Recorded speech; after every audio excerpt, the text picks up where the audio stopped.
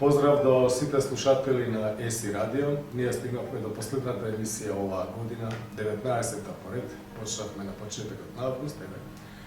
Ја испраќаме оваа тешка година, 2020 година, а за крај, за последната емисија, наш гостин ќе биде мајсторот Димитар Качаковски. Мајсторот Диме, стар мој познаник, пријател, колега, шаховски колега, исто така и по образование. Иако Диме Качаковски е врвен сметководител, таму издржува уште десетина фамилии, над 10 фамилии, врвен сметководител, јас со економијата одамна немам ништо заедничко. Единствено гледам семејниот буџет како да помине месецот. И тоа е економија. И тоа е економија, се разбира. Но ние сме тука на шаховска емисија за шах, ке разговараме со Димче кој што има страшна ерудиција, имаме многу теми за разговор.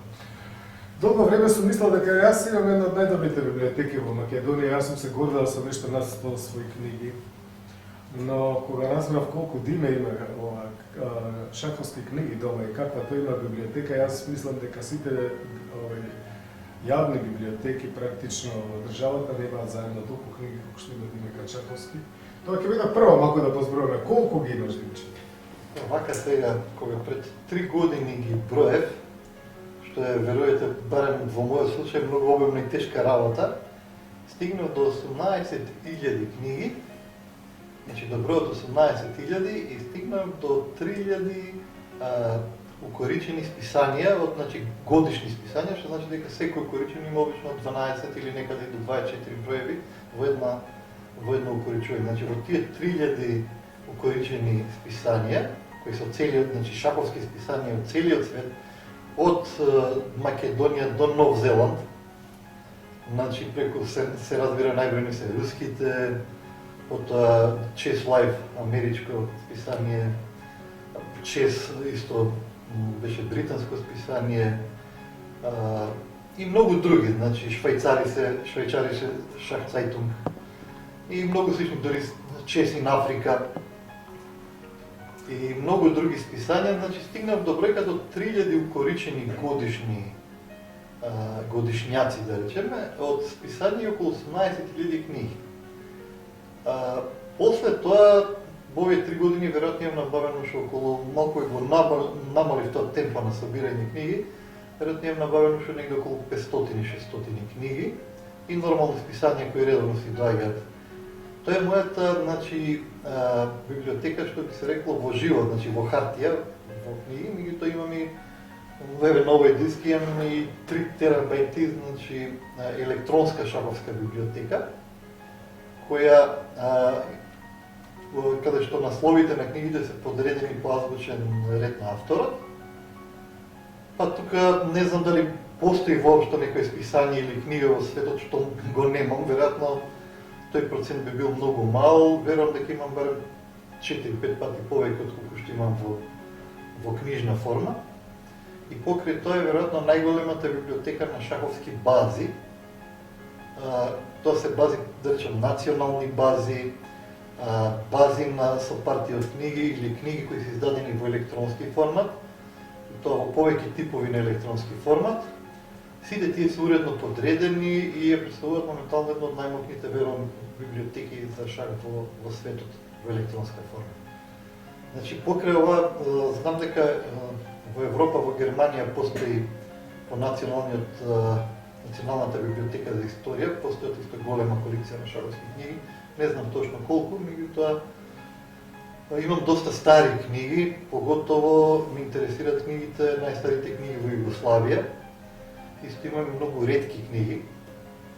Например, се израдував кога и самиот открив дека во мојата библиотека ги имам всушност и првите книги од кои учел шах нашиот покоен и прв македонски шаховски мајстор Павле Бидев.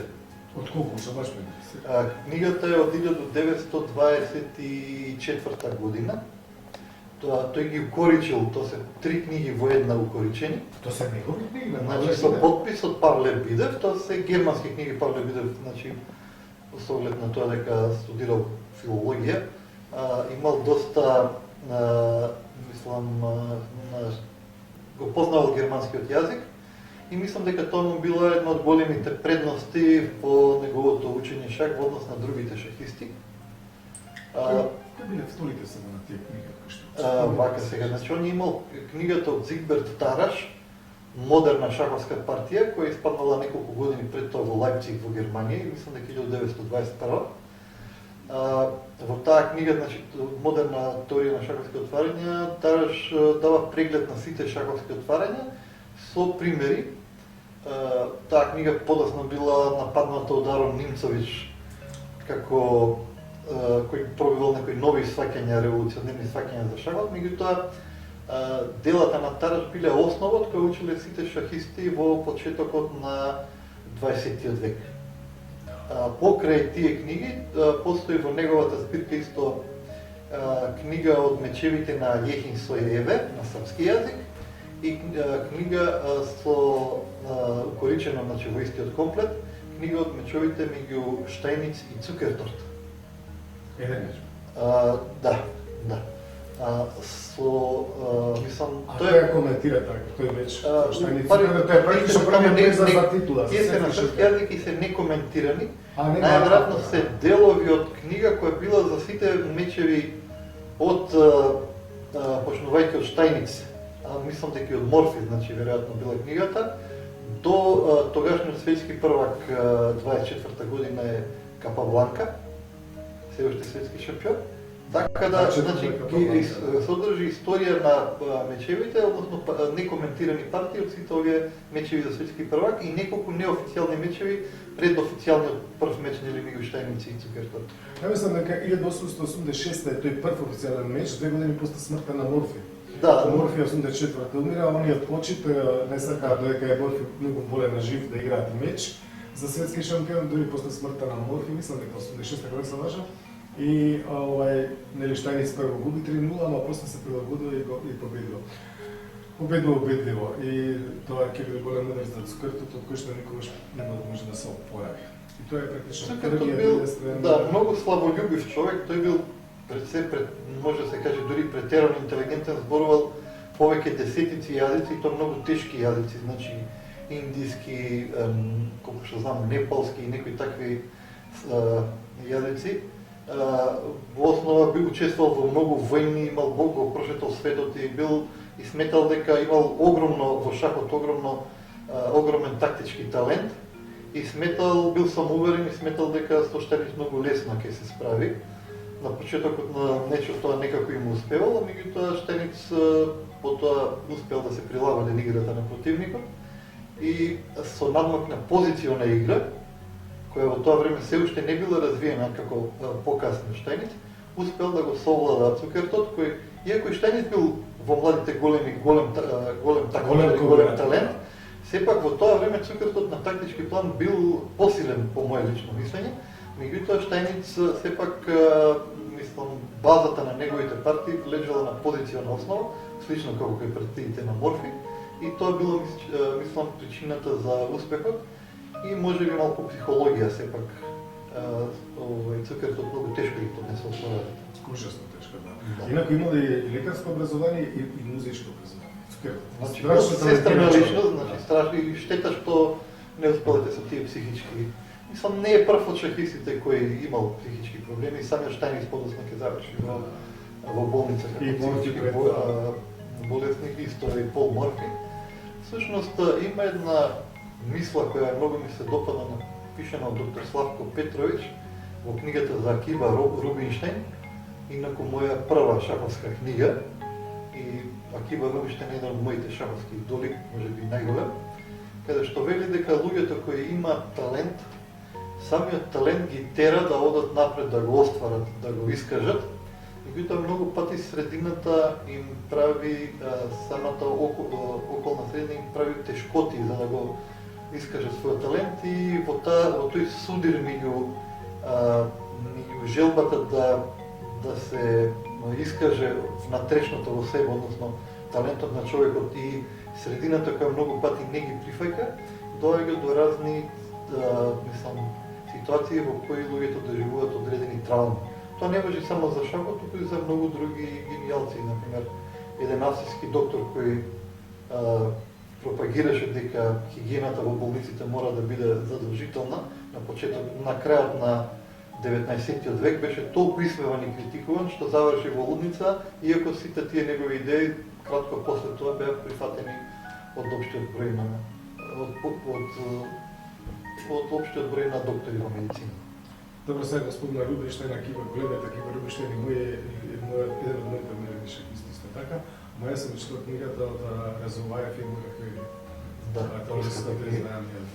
Да, значи има малечка книга во времето на СФРЈ, постоја малечки книги во така наречената серија Големите мајстори на шахот, каде што, иако тие книги беа многу концизни за денешни сваќања, дури премали, сепак на еден суштински начин дава за тоа време прозор кон увид во партиите на овие големите играчи. Па повеќе шаховски уметници били. Марович, нели, после да, како автор се појави во подоснешните изданија, во последните се појави автор и Дражан Марович. Тоа е околу тие стари работи. Во Македонија, значи, за време на Југославија ние имавме во една шаховска библиотека во култура, всушност, на центар кај Плоштад, Оддел за странска литература. Постоеше единствена продавница за шаховски книги во Македонија, во култура. Ти има едно ќоше. Во култура имаше ќоше. А тука во близина кај Трговскиот центар имаше оддел за странска литература, јас таму се претплаќав за руски часописи. Да, таму доаѓа 64. 64 шахмати, ВССР шахмати, меѓутоа шахмати Рига, 4. Факт е дека во Македонија, освен некои кратки обиди за издавање на шаховско списание, поврзано со македонски шаховски весник, значи македонски шах испаѓаше во периодот од 69 до 73 година, шаховски весник испаѓаше во 80-тите години, 83-та, 4-та мислам само една година и две години испадна, меѓутоа тоа беа кратки обиди, потоа Орце Данчевски проба со списанието Гамбит. Исто јас имав една рубрика од една страна во списанието Котелец, кој испаѓаше цели 5 години. Сјајни. Кој испаѓаше цели 5 години, меѓутоа поради општата економска ситуација и кризата во Југославија, за жал и тоа мораше да прекине. Меѓутоа, општа е потребата дека во Македонија за толку години, од кога постоиме како независна држава, значи ние немаме книга на македонски јазик која би било учебник за младите шахисти.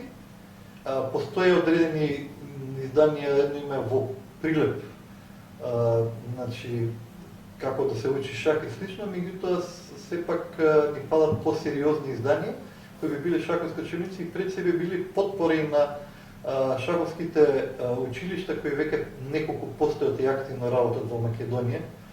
Тука треба да бидеме благодарни на политиката на Алкалоид, која изврши притисок на своите играчи да отвараат шаховски школи и сега тоа е веќе установена пракса.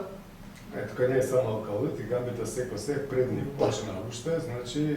Добре, јас знам за овој. Така, точно е дека Гамбит има и сега... Гамбита Секо и прв почна Гамбита Секо, па Алкалоид после видоа дека нешто работат другите... Може би, јас популарен во... Добро, за ова тема сум ја баш па затоа знам, затоа што... Меѓутоа, факт е дека и кога почнав јас да играм шах, например, доаѓаат играчи на турнири за кои немам чуено, ме интересира кои се, што се, и освен таа кратка нели партија која трае неколку сати, за вас е тој човек, тој шахиста речиси непознат. Во тоа време, како човек кој навлегуваше шахот, значи спорувам негде од 84-та, 83-та година па нагоре, се прашував зошто, мислам, не можеше никаде во Македонија да најдете повеќе информации токму за македонскиот шах, за македонските шашисти. Мислам, речиси, може би понекогаш ќе се најдеше по некој билтен со отпечатени партии. За женскиот шах, освен може би написите во вестник за резултатите, никакви други информации немавме. Исто така за играњето во лига постоја само кратки информации за резултатите во Вечер или Нова Македонија. И тоа беше се, значи немавме и до ден денеска немаме поширок преглед токму на шаховските остварувања на шахистите и на македонското шаховско створештво, кое е сепак од една страна прво интровертно, значи кога играат двајца шахисти, тоа не е како фудбал, тоа значи таа партија ја доживуваат само тие двајца. Меѓутоа, за разлика од фудбал, записот на шаховската партија овозможува после тоа да може и многу други луѓе да ги погледнат тие партии и евентуално да уживаат во нејзините убавини или да пронаѓаат скриени можности и слично. Токму со таквата политика денес се зачувани одредени брилијантни остварувања кои шахот го дигаат на ниво на уметност. И токму шахистите, како пред малку споменатиот Рубинштейн, да се подсетиме дека постои и лице во музиката Артур Рубинштейн.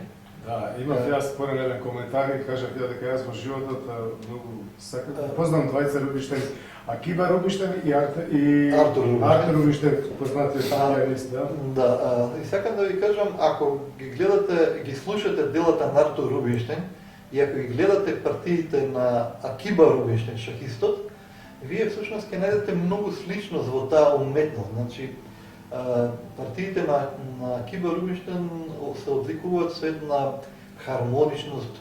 Тоа се воглавном тихи позициони потези кои едноставно неприметно одеднашка доведуваат до ситуација која зрее и која постепено дава одреден тактички расплет и тогаш вистината за позицијата испаѓа на виделина. Всушност тоа се вистински ремек дела. Значи, можем да кажем дека партијата Рубинштейн-Ротлеви, каде што Рубинштейн игра со црни фигури, е Мона Лиза во шахот.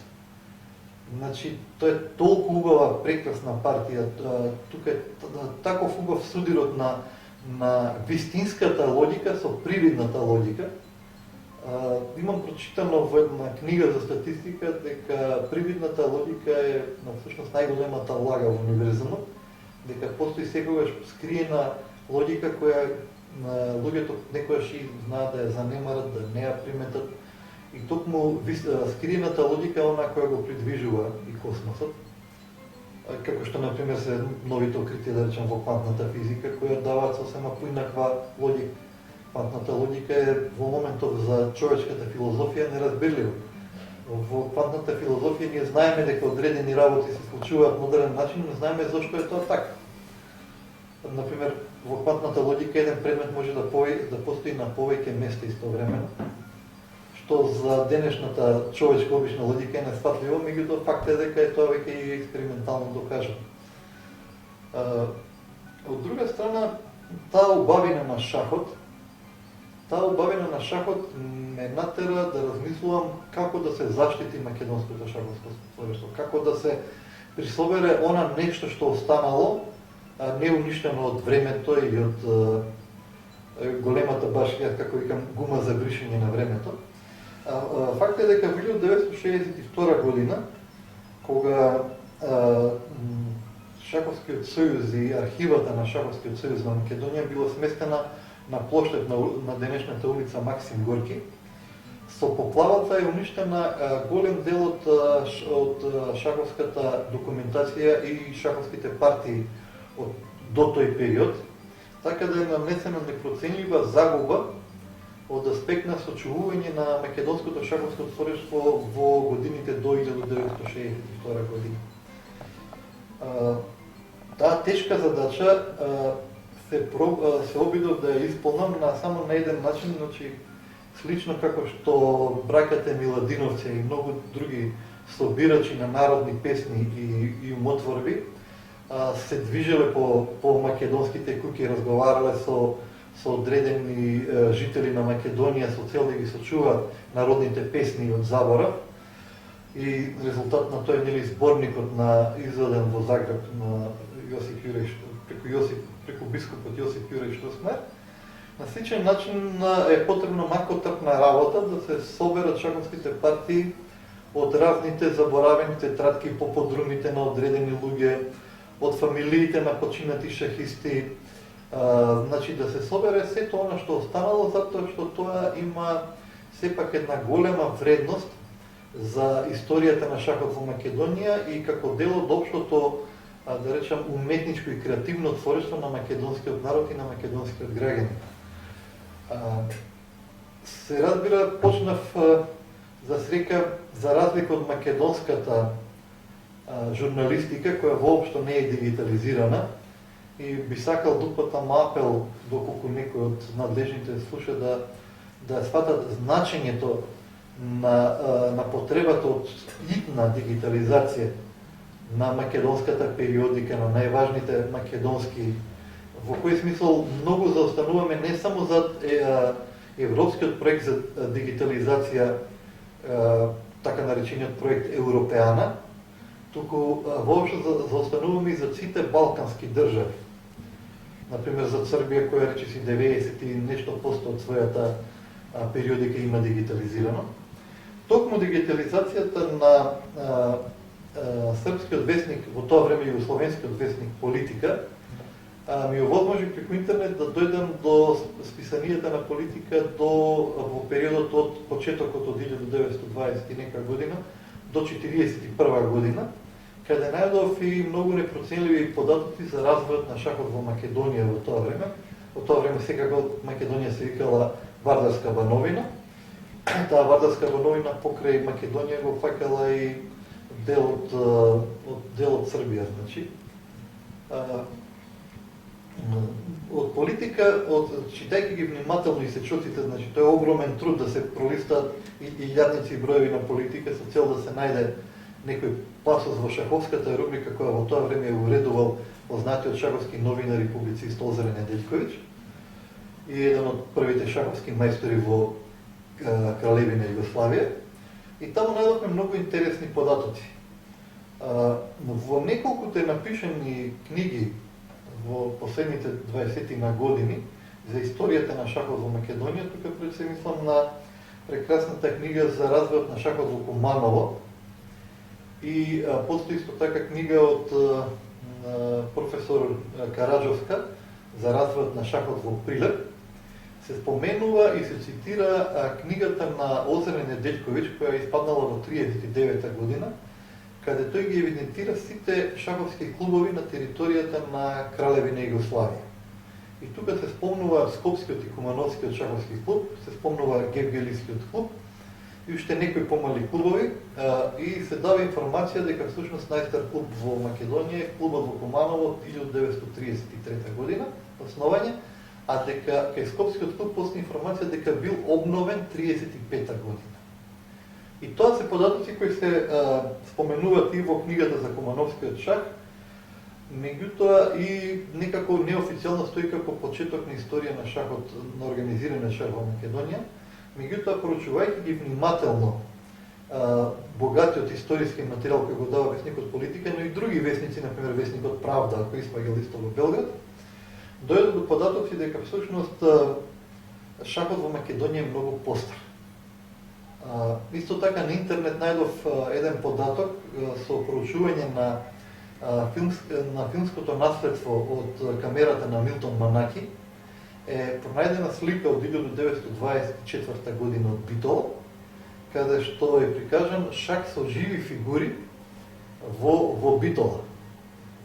Може да замислите дека Битола, која претрпе огромни разорнувања во Првата светска војна, која изгуби можеби повеќе од половина од своето население, истото население беше подложено во тој период на огромни миграцијски процеси.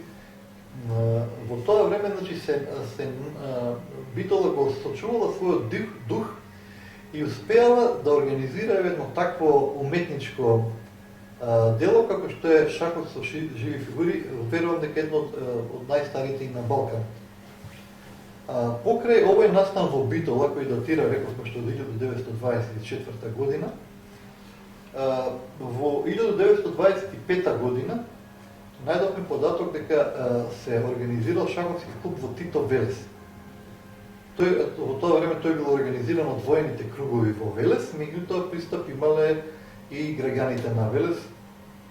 Се разбира со тоа, значи, и покрај сите можеби негативни влијања кои ги имала во тоа време српската колонизација на Македонија, неоспорно е позитивното влијание кое го имале на одреден, да кажам, уметнички план во Македонија, значи од една во тоа време од војните уништена и распарчена територија, да постепено да ги уведат, значи, дела и во театарот, и во културата, па ако сакате изградбата на електраната Матка, хидроелектраната Матка и други стратешки проекти, како например подзабореното струшење на Струшкото блато и слични настани. Значи, меѓу другото, непроценлив е развојот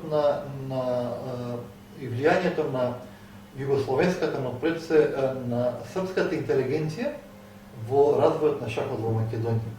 Значи, овдека не мислиме само на проречнички структури, туку и на одреден број на напредни српски интелектуалци, кои ширеле не само шаховски, туку и одредени политички идеи и можеби не е познато дека во Македонија веќе во 1920, во почетокот на 20-тите години, значи на 20 век, на првите избори пред прочуената обзнана со која се стопира демократскиот политички живот во тогашната кралевина на србите, хрватите и словенците, во Македонија победува на изборите комунистичката партија, на најголемиот дел од изборните резултати. Тоа значи дека Македонија веќе во периодот на 20-те години била под големо влијание на прогресивните сили, кои не гледале, од кои сите не гледале на македонците само, значи српската улога во Македонија не била само колонизаторска. Кога се проучува шахот во Македонија во периодот меѓу двете светски војни,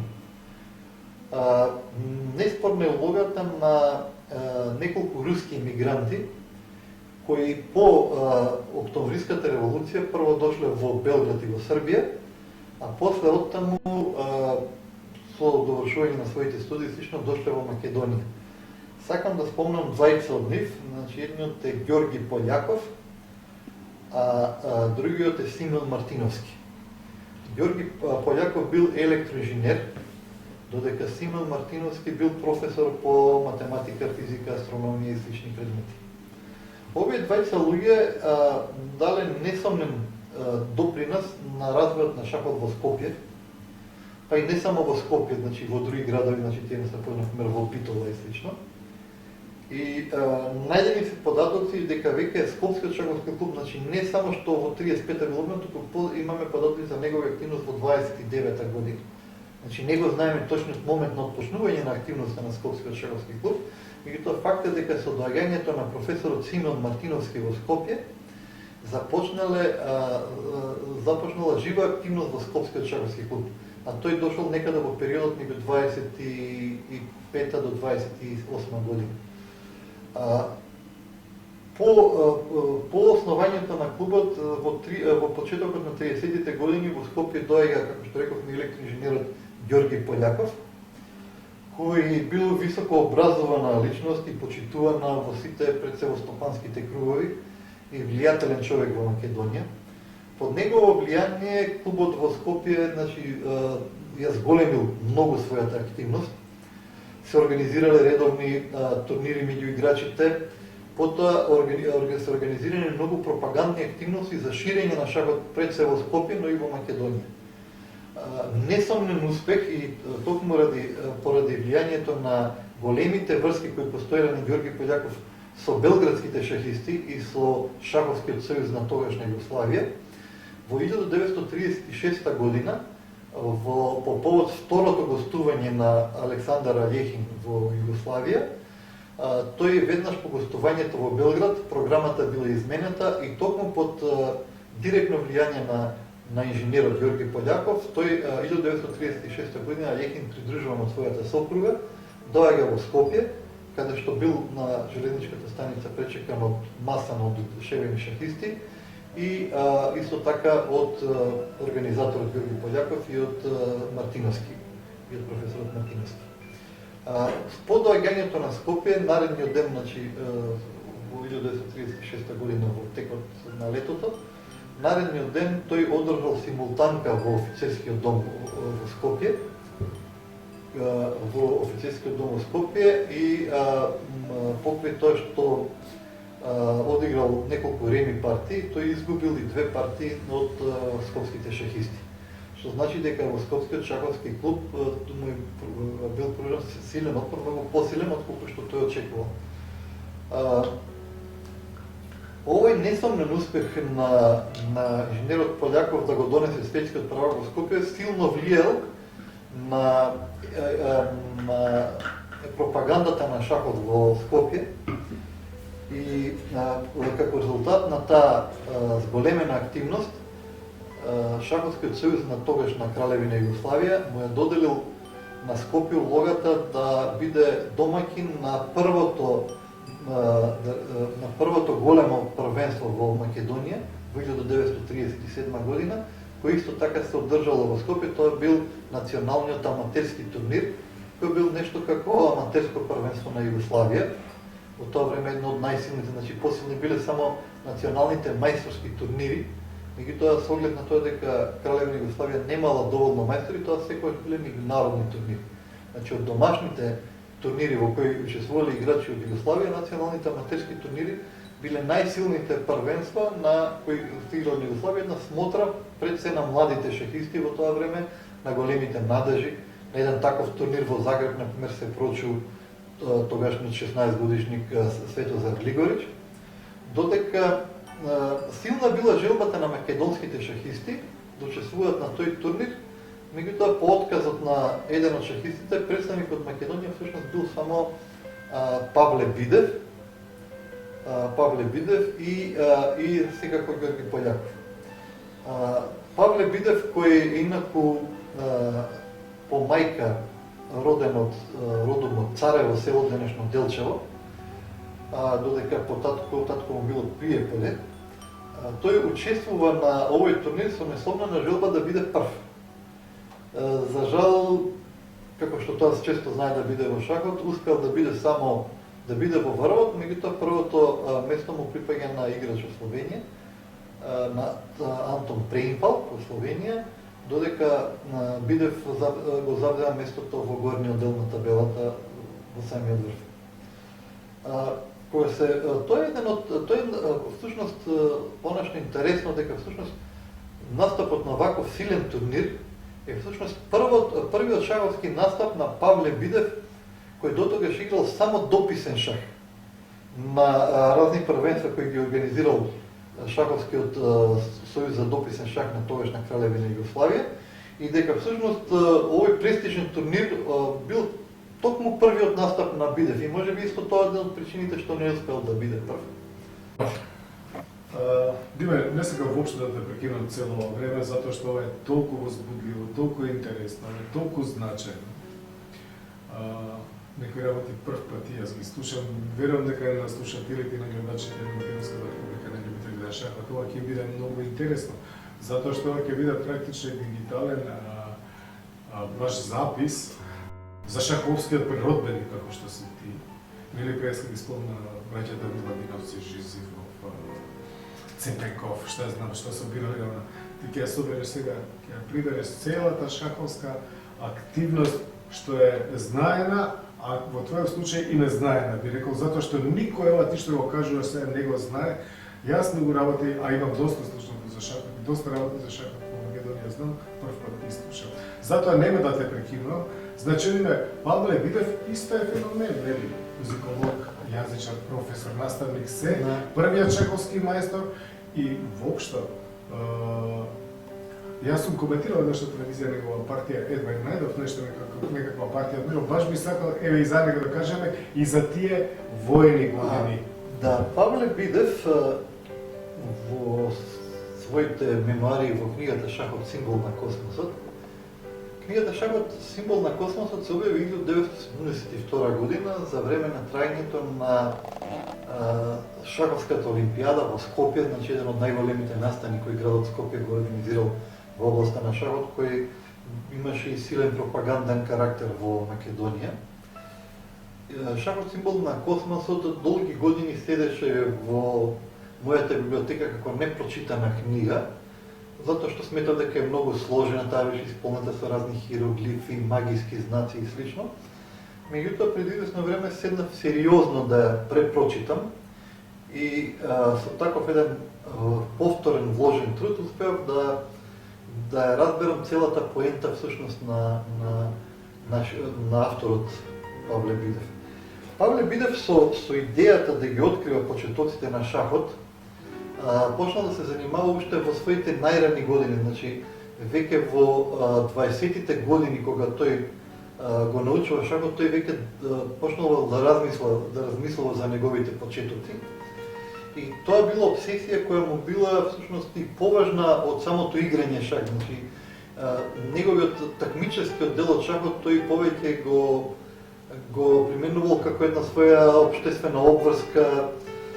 Значи, обземеноста со историјата на шахот му била многу поинтересна, го дразнила неговиот дух. И како што тој самиот пишува во книгата Шахот символ на космосот, тој со таа проблематика се занимавал уште пред Втората светска војна. Павле Бидев бил со многу нежно здравје, како почитуван професор и бил многу скромен човек.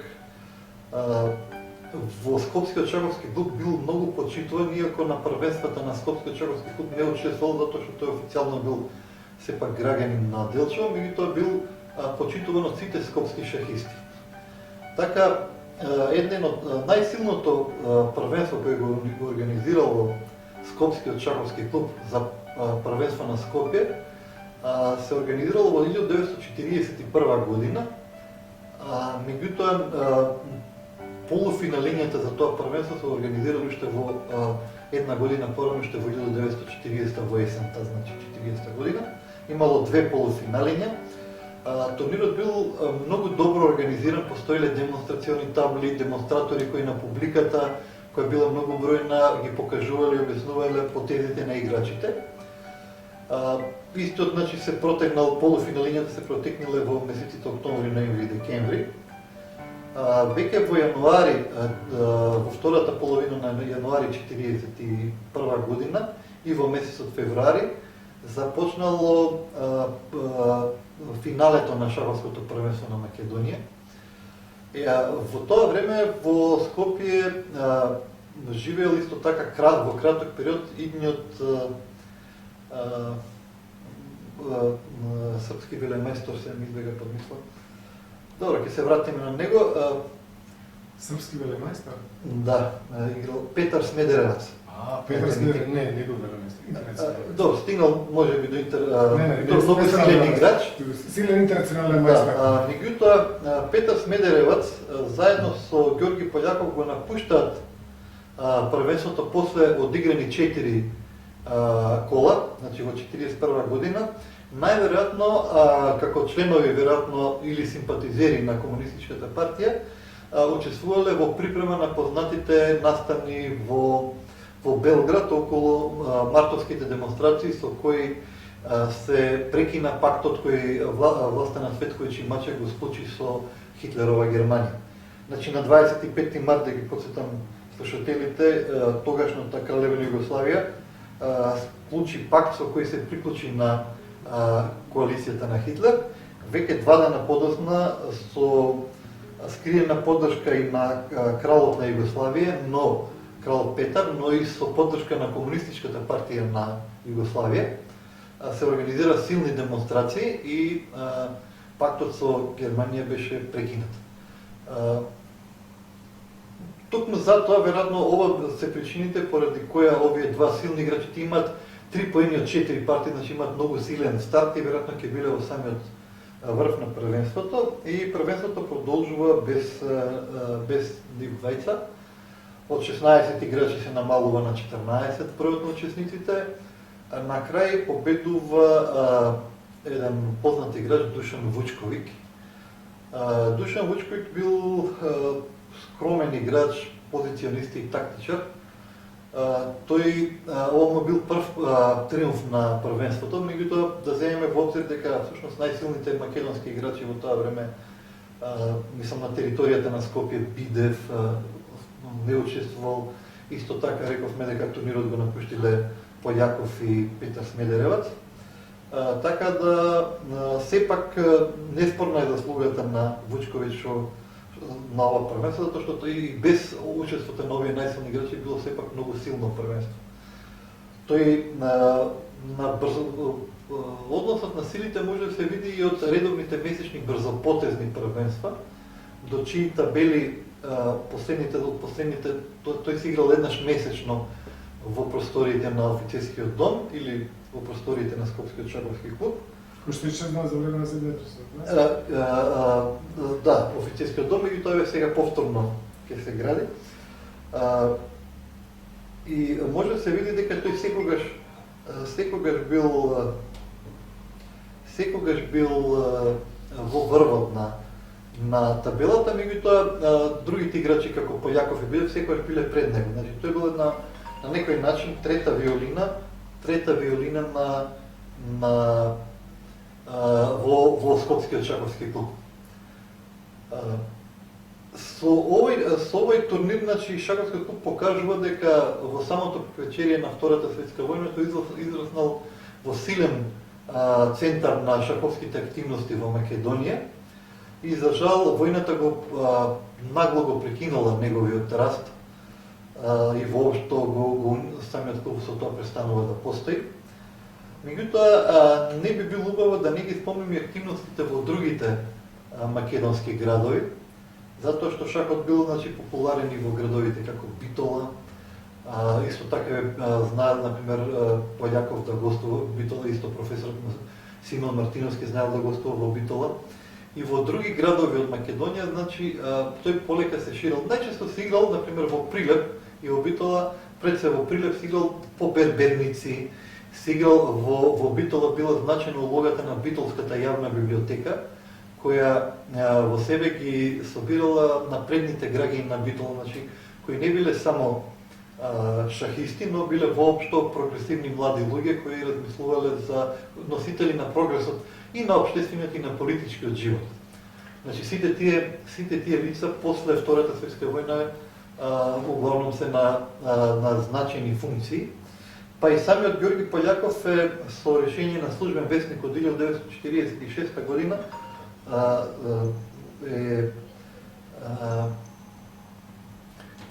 е именуван за втор човек, значи, на македонските електрани на Македонија.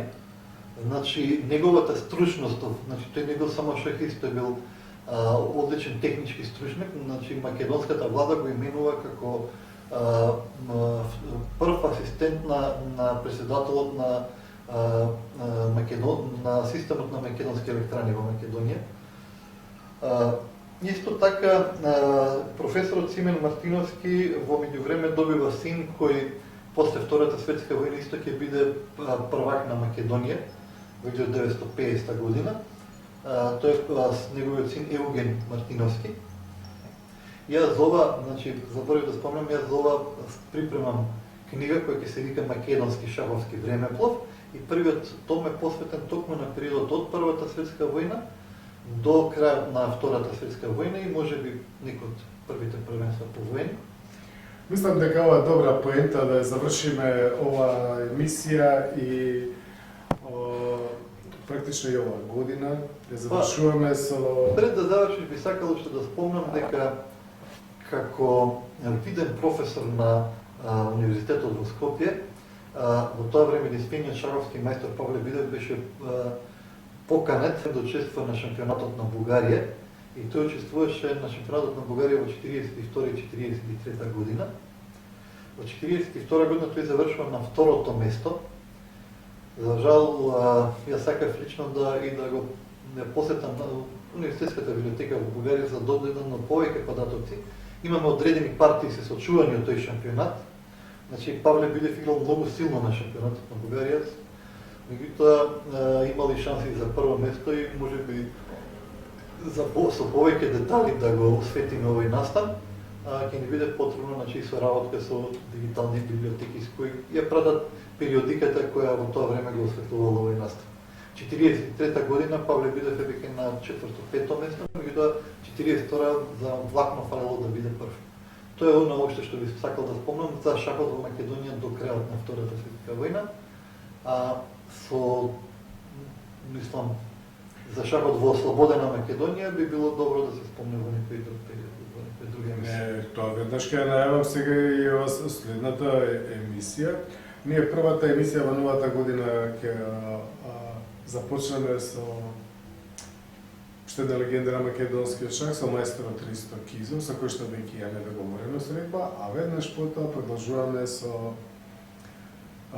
Димитар Качаковски, со мајсторот Качаковски, со кој што практично ќе имаме една серија емисии со истиот работен наслов како и неговата книга што е во подготовка, која што е Во повеќе томови, во повеќе томови, а тоа е значи македонскиот Шаковски времето. македонскиот Шаковски времеплов.